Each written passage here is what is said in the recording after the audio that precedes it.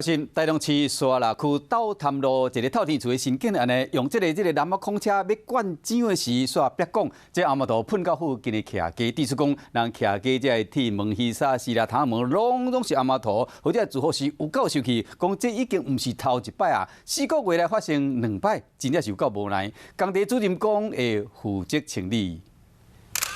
白铁门和红门头喷甲变作黑色，大门、后边、窗仔门全部拢是红门头。喷到红门头的后边，阁全壁顺窗仔门的沙桶嘛闭起，而且规排厝拢互喷到红门头。铁门跟楼上的部分也都是没有看过会发生这种状况，这样就很傻眼，因为水泥处理很麻烦啊。只是第2次是他们那边，但是就是更严重，他们是整面那个铁卷门都是。住户起甲讲，这已经毋是头一摆，4个月来发生2摆，红门头壁讲喷甲规个民家厝拢是真困扰，嘛烦恼公安问题。就是我们在实施灌浆作业的时候，然后它的机具就是有爆管，然后去喷到对面邻房，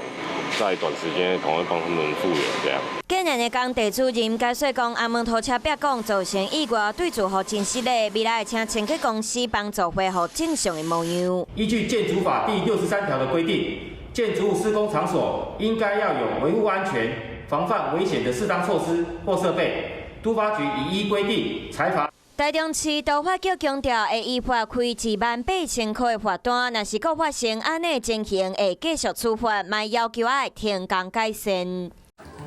华视新闻看起来，赶快订阅我们的华视新闻 YouTube 频道，欢迎按赞、订阅、开启小铃铛，最新最及时的资讯要提供给你。